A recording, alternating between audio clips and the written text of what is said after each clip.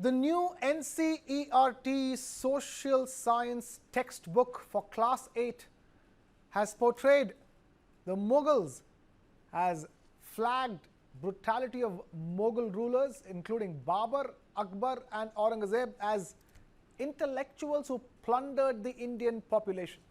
The book, titled Exploring Society, India and Beyond, highlights the period of the Delhi Sultanate, Mughals, Marathas and the colonial era. Now, the book includes references from the Baburnama, Babur's autobiography. And the book describes Babur as a ruthless conqueror, slaughtering populations, enslaving women and children, and taking pride in erecting towers of skulls in the cities that he plundered. There is a mention about Akbar's reign as a blend of brutality and tolerance. Aurangzeb is described as someone who destroyed temples and gurudwaras. The book also includes a portion on Jiziya, the tax levied on non-Muslims, calling it a source of public humiliation and an incentive for conversion to Islam. The Sikh Gurus also received substantial space, with their resistance to Mughal oppression highlighted, especially under Aurangzeb. And that has raised many questions. And to answer some of those questions, we have Sujata Paul, spokesperson of the Congress Party, Sanjay Rana, political analyst, also joining us in the broadcast. Thank you, both of you, for joining us. Let me begin by asking this question to Sanjay Rana. Sanjay Rana, talk to us. How do you view these changes in the textbooks meant for Class 8 students? Good evening, Krishna. Good evening to fellow panelists. First of all, whatever the history we have, we need to describe in our textbook. It should not be glorified to any invaders, whether whosoever is there. If we talk about why we have removed the name of Babur, Aurangzeb, and others, then why we are not taught about the Shivaji, about the other historians or other people, those who are there in our history. So history should not be one-sided. History should be there and give us an idea who did what. And when we talk about the Babur, when we talk about the Aurangzeb, what they have done, we know it. And if it is describing in the textbook, we should know what exactly they have done. They have destroyed our temple. They have killed Sikh Gurus. They have killed many of Hindus. Obviously, if you look at the last incident happened when the great Akbar was there, when he sent us, his Sena to Chittor, he asked to kill 30,000 Rajputs. So everywhere this kind of things happen, and we need to articulate each and everything in our history book. So it should not be one-sided. And why the glorifying to these invaders? They were not Indians. Obviously, when we talk about the India, then we need to start complete history. Ancient history and complete history, and each and every person should be articulate and explained well. If you're going to ask anyone, go and ask and ask very simple question: who was the Shivaji's father? None of the guys will aware about that. But we know who was the Humayun's father, who was Aurangzeb's father, who was Shahjahan's father. So it was invented. It was because of some agenda is trying to invent in our blood. So whatever is taught is there. And if you look at the first education minister, who was the first education minister? He was from the madrasa, and he was moved from Saudi Arabia, and he was following what's called what was not a freedom fighter. Obviously, it's joined Gandhiji after 1990. So we need to look at the complete history, and when we talk about the history, then need to be clarified. It should be there, each and everything. I'm not saying if somebody is saying that yes, why you remove the Babur's name, put it the Babur name. Then we need to give the story of Shahjahan as well. Sorry, Shivaji as well. Need to give the story to Netaji as well. Need the story of Prithviraj Chauhan as well. Need the story of Rana Pratap as well. Right. So need to have a complete history. Should not be one-sided history, obviously given by a Congress and the leftist ecosystem and leftist historians. So we need to be very clear and need to educate our people, those who are right now kid. And if you look at all the three of us, those sitting in this debate, Krishna, all of us learn the same thing.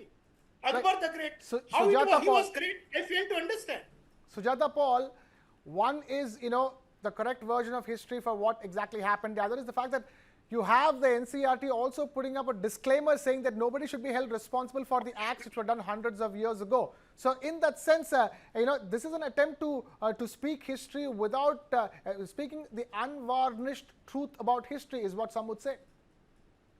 Before I come to the history book, let me also remind you of the economics book of the NCERT. Do you know which data it holds? It holds the data of 2011. That is from the time of the UPA.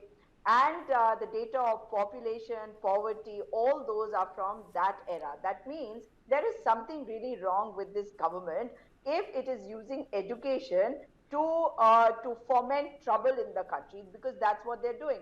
This is only ornamental when you talk about this disclaimer that they have put in, because if you actually look at the period from 2014 to now, they could have easily updated the books and made them more so-called balanced if they had wanted to. Now, why are they doing it now? Because they want to divert our attention from the real issues. Now, I'm very surprised that the panelist who was speaking before me, it seems he hasn't studied at any Indian school, because I studied about Shivaji, Maharana Pratap, Prithviraj Chauhan, and so many, and the Vijayanagar Empire, the Chalukyas. There are so many empires that we were studying about, but clearly something is wrong with the education received by some people who seem to think that history was taught selectively. Now, he has also brought in the first education minister, clearly shows that he has no respect for those who existed earlier. Now, when you talk about what is written in the books, just look at this. I mean, I really don't know how to react to this when they say that Babur defeated Ibrahim Lodi. So, who was Ibrahim Lodi? He also came from somewhere, right? So, when you are talking about history, it should be studied in the right perspective. But a government which has always spoken about 15th or 14th and 15th August 1947 as a day of horrors, what do you expect from them? I come from a family which suffered partition, but my family worked hard to move on in life. But clearly, there are some people who don't understand it. If we had kept this hatred within us, our families would not have grown. And that is exactly what we need to do. We need to learn from history. Whatever is the truth should be learned. But if you're trying to place it fair enough. Sanjay Rana wants to come in. Fair enough. So Sujata Paul says that Sanjay Rana wants to come in. Sanjay Rana, go ahead. Yeah, Krishna, I'm asking very straight question. She talked about the Cholas, Chandragupta Maurya, and all the history. I'm going to ask who was the father of Chandragupta Maurya. She is not able to answer. She's not able to answer that. I'm going to answer questions. I have not interrupted you. I have not interrupted you. Please allow me to speak. Without looking at the Google, you are not in position to tell me what was the name of the Chandragupta Maurya's father. You don't even know, and you're talking about the history. When you talk about the economics and you talk about the first education minister, what is his qualification and how you become? I'm not sitting here to answer his questions, even though I know the answer. Sujata and Sanjay, let's not allow this discussion to degenerate into personal attacks. Let's keep it factual and to the story that we're discussing. Sanjay Rana. Do not interrupt. I am not interrupted her. Fair enough, Sanjay Rana. Go ahead, make your point. Sanjay Rana, go ahead, make your point. Very simple. She was talking about Cholas. She was talking about Chandragupta Maurya. I asked very simple question. Could you help me to understand name of father of Mr. Chandragupta Maurya? None of the three of us are able to answer. But we know what is the answer of Humayun. We know what is the answer of Shah Jahan. Number one. When we talk about the history should be written in a very transparent way. Whatever things are happened in past, we need to articulate and put it in front of the people who are in coming age. Gen Z or whoever is there at this point of time in class here, they should know. Aurangzeb was not an invader. Aurangzeb was not destroyed the temple. He did it, and obviously, look at the Sheesh Mahal Gurudwara is there. Sheesh Gurudwara is there in the Delhi, and if you look at what exactly he did with Guru Tej Bahadur, obviously we need to tell our people, and this is the first country where people are crying for the invaders. We are not crying for our own people. Number three, please understand, history is nowhere related to current scenario, the current Muslim, those who are living in India. We are not at all talking about the current Indians, and 99.99 Indian Muslims are Indian. They have converted because of these invaders. So Okay. do not mix history with Fair the enough, current fair people, enough. current Muslims. So these are two different things. Okay, okay. Please do not do the politics on the name of Okay. history, on the Okay. name of invaders. Okay, Come okay. on. Sujata, one last comment. We're completely out of time Krishna, in this yes. discussion. One last quick comment. Krishna, during our time, Krishna, there was ask the a question. What was the name of You keep quiet. I'm not sitting over here. Bindu Sara is the name. Bindu Sara. Bindu Sara. Are you deaf?